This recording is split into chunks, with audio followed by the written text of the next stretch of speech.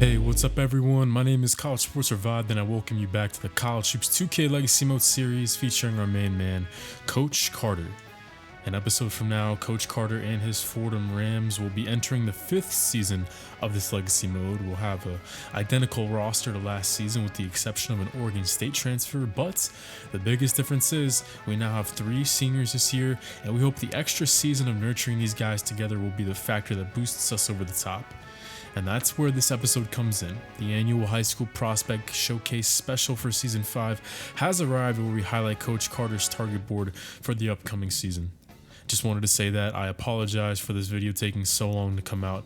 Life's been hectic on my end, and also, to be honest, I've been slacking on the YouTube part regardless because I actually just installed a PS2 emulator on my laptop. So I've actually been having a blast on the old NCAA football games and been using some of my free time to play that. But don't worry, that doesn't mean that the YouTube channel is going to go anywhere. I just can't put that game down right now. I've been playing NCAA 09, and I can't stop thinking of what a YouTube series could be like on one of these old games. I've just been having a blast, and it's incredible how deep the Dynasty mode is, and it's tempting to start a series on it. So maybe I'll upload a gameplay video on it, live commentary, and see what you guys think.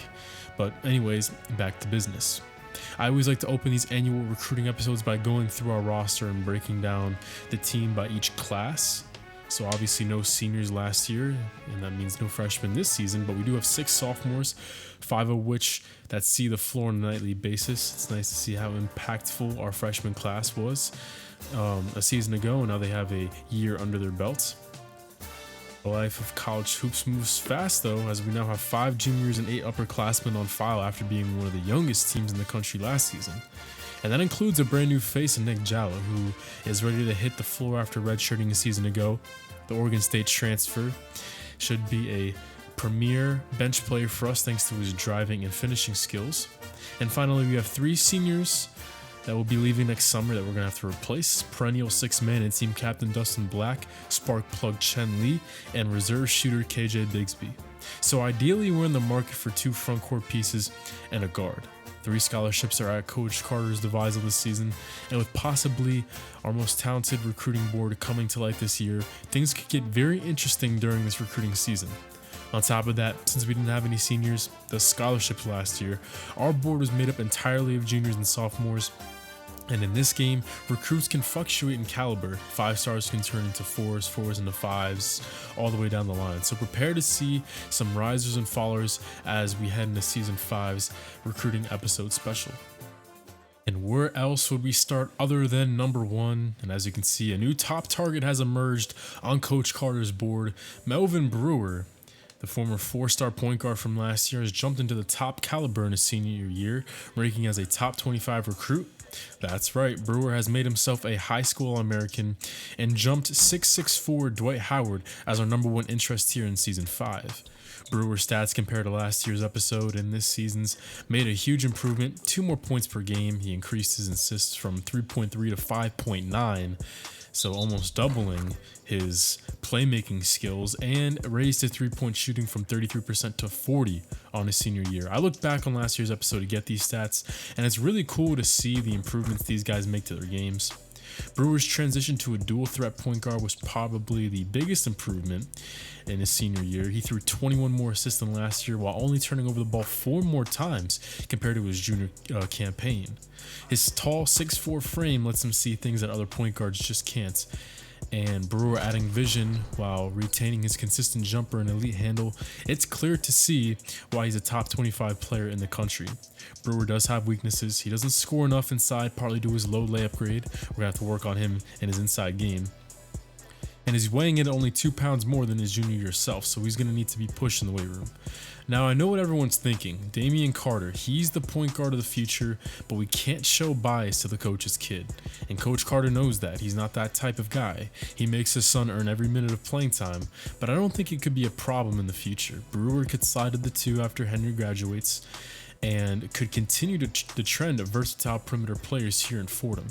Brewer wants to stay close to the Big Apple. He wants playing time and wants to play at a big program. Fordham actually has the early lead on Brewer, trumping teams like St. John's and the defending champion Seton Hall. So we have a legit shot at snagging our first 5-star prospect ever in this series. Surprisingly, Brewer is not the only 5-star prospect we're going to be chasing this season. I want you to meet junior college freshman 6'7" forward Lucian Jedich out of Lakeland, Florida. Unfortunately, there's no footage from the Sunshine State prospect, which is a shame because this skill set is outrageous. All of his shooting ratings are between B to A, B handle, B plus block, A minus steal, B speed, quickness, elite vertical. He is the prototypical dynamic modern day forward and can help us space the floor and make us that much harder to defend.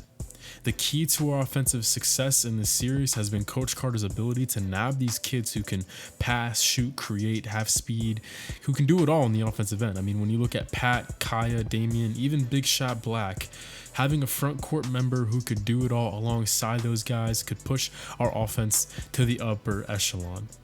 Getting run is his biggest priority, and while we all love Pinkala's grittiness, we also have to agree that he's the most expendable starter we have.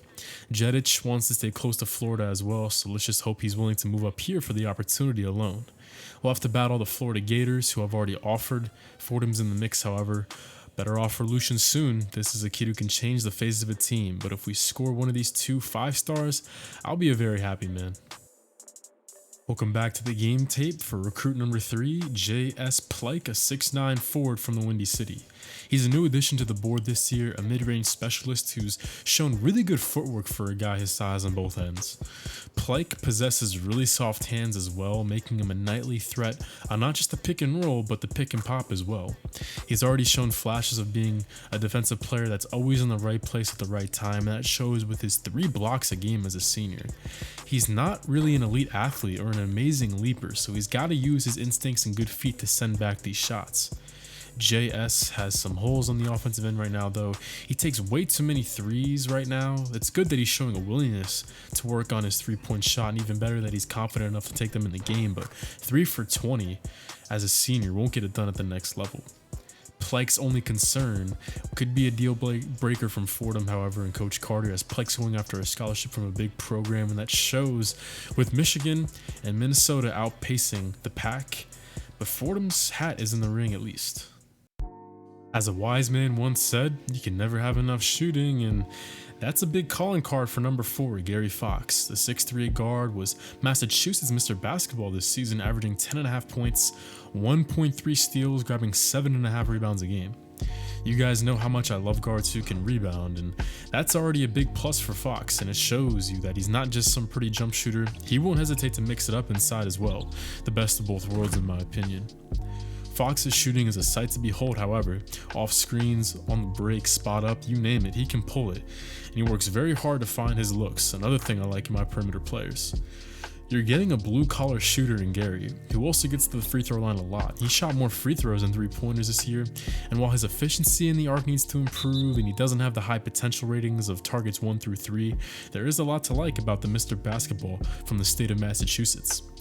Fox may be a bit of a long shot though, as he wants good coaching and he wants to play at a big program, and while we're trying to keep up with schools like Villanova and UConn, I don't think we're going to be very close as the regular season looms closer, which is a real shame. We finally found our number 1 prospect from a year ago back in season 4. This guy was at the top of our board. He's fallen from grace a little bit. Dwight Howard had a tough offseason as he now grades in as a 3-star senior after being a pretty prominent 4-star earlier in his career. Despite the drop in caliber, Dwight still impressed this season and produced at a 4-star level. 12 points averaged, 8 boards, 1 block. He's got a knockdown jumper, a high leaper, and a high motor kid. He's also a plus free throw shooter, finishing his year at a hair under 82% from the line. And as you guys know, our current roster leaves a lot left to be desired at the stripe. I'm starting to wonder if his rankings drop is more about his height and not his performance. We all know how much scouts take physical qualities into account, albeit I do feel that part of player evaluation can be overrated at times. We talked about his lack of height plenty last year. We all know what we're getting into. He is very undersized, but personally, with everything else he brings to the table, it doesn't bother me that much as it probably does other coaches. And I'm sure Coach Carter feels the same way, as he's still near the top of our board. We're going to have to see if the drop in grade pulls Coach Carter away from his number 1 target though. But we need forward depth next season, and I don't mind Dwight as a backup option if these other forwards choose other schools. We knew this last year, but he wants to run, wants to stay close to NYC, and wants to feel wanted, and Fordham's in the driver's seat for his services. He's here if we want him, although it's a little concerning to see these small schools on his list. Iona, Fairfield, St. Peter's. That doesn't bode well for how, his real overall can be. Just because he's a 3-star recruit doesn't mean he's going to be a 3-star overall. He could be a sleeper, but with these small schools being near the top of the list, that doesn't bode well for him. However, Boston College is in the running as well. As you can tell, Dwight Howard has been one of the most interesting and honestly mystifying recruits that we've had in this series. It's very interesting to see how this one plays out. Our number 6 prospect does rank in the top 10, Tarek Porter from Philly. We scored a Philly boy last year, and safe to say that's worked out pretty well for us in Pat Park. Porter didn't play ABL, so there's still some question marks for the 6'7" forward, but we've unlocked an A- layup, B- dunk, accompanied by an A- vertical, so that might mean we have a kid who can do a lot around the rim. He might need to learn more about his defensive fundamentals, but he has the ability to block shots and pluck pockets, and his rebounding grades, they appear to be above average on both ends. Nothing on his shooting skills yet, and the sole priority we unlocked was wanting to stay close to home.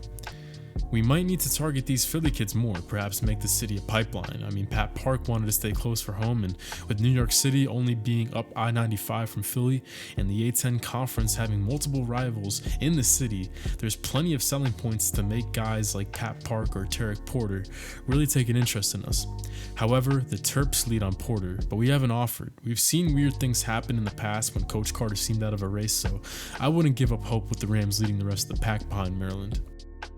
At number 7, we got a kid who puts the big in big man. Let's get reacquainted with 7'1", 310-pound center Edmund Alloway from the D. He was on our board last year as well, and even though he still appears to be a solid project player who's a strong rebounder and defender and moves well for his size, he has added 15 pounds over the offseason. He only weighed in at 295 in year 4's prospect preview episode, and you just hope it's not going to become a problem for this guy because he's a very unique player with upside. His offense needs work, but the groundwork's there. He wants playing time, wants to feel pursued, and is after playing at a big school, so you would think Fordham has a pretty decent shot at landing him, especially over schools like Youngstown State, Akron, and James Madison, but that's just not the case right now, with the Rams sitting at 4th at the time being. Perhaps the center position with Hickson Jr. is too clogged for his liking. Just gotta hope he keeps his weight down and he stays in shape as he moves on to the college level. Up next is a very underrated recruit from a season ago. Once again, I don't think he's getting the press he deserves. 6'6" Kelvin Gates won the Garden State's Mr. Basketball while once again putting up good numbers, but it shockingly didn't help him upgrade his 3-star caliber from a year ago. Coach Carter located Kelvin last year, and he graded out to be one of the best 3-star recruits in the country from a stat perspective. And once again, he performed. Double-digit points, 8 rebounds. One of the more efficient recruits we've seen today with 46 and 43% clips from the field and 3-point land respectively. He's a bit of a below average defender, and there's nothing really he specializes in on that side of the floor. On top of that, he's also getting into foul trouble here and there, and he's also an ugly free throw shooter as well. That's something we wanted to see improve from last year, but the percentage actually went down. That's only the real negative for the interest for us right now. I mean, with our team and how bad the free throw shooting's been for us, we need guys who can knock them down. Gates wants playing time, feeling wanted, and staying close to Jersey. Fordham doesn't have the upper hand with the first 2 priorities, so Princeton and Manhattan lead the race right now, but if we bank on him being a sleeper with his production being where it's at, and him being New Jersey's Mr. Basketball, we may want to pursue him harder. Number 9 is a bit of a long shot, but it's a kid who oozes potential. Top 30 forward Timothy Givens. I'm honestly shocked that Givens didn't break into the 5-star level over the offseason. His upside is special. He's a do-it-all offensive talent. Pretty much every offensive attribute is at least a B, which is super rare. He's an incredible athlete and knows how to use his appendages on both ends, and he even worked on his jumper over the offseason. We saw him hit a couple in the games that we went to. He's not exactly a sniper yet, but he made a handful this year. The stats aren't groundbreaking, but they're up across the board from his junior year when we were recruiting him. And he's played on a very good ABL team as well, so sometimes there hasn't been a lot of basketballs to go around, but from an attribute standpoint, Givens is one of the most complete high school players I've seen in this series. He wants to feel pursued, coaching is essential, and going to a big program or his recruits, or rather pursuits for this recruit. Fordham wasn't really close to the top from last year, and sadly that's kind of repeated this year with 4 power schools leading the pack, while Fordham has a lot of ground to cover. Well guys, these were the 9 seniors that made of our board. I have a couple more juniors that I'll probably show throughout the rest of the season, but with us finally having scholarships back at our disposal, I wanted to just focus on the seniors again this year. I really hope you guys enjoyed this recruits highlights video. I always enjoy putting these together, although they do take a long time, so once again I apologize for the waits, but I'll try to get these next episodes up quicker. I already played the Penn State game. I'm gonna have that up in a couple days, so hope you are excited for season 5. Hope this is the year where we really put it all together and make a deep run in March. If it's gonna happen, it's gotta be this year, as our window with our young energizing core is only gonna be around for so long. So stay tuned for more College Hoops 2K Legacy Mode action, guys, and hope to see you guys soon. My name is College Sports Revived, and I appreciate you stopping by today. I hope you guys have a great night, and we'll see you next time. Stay tuned for more. Peace out, everybody.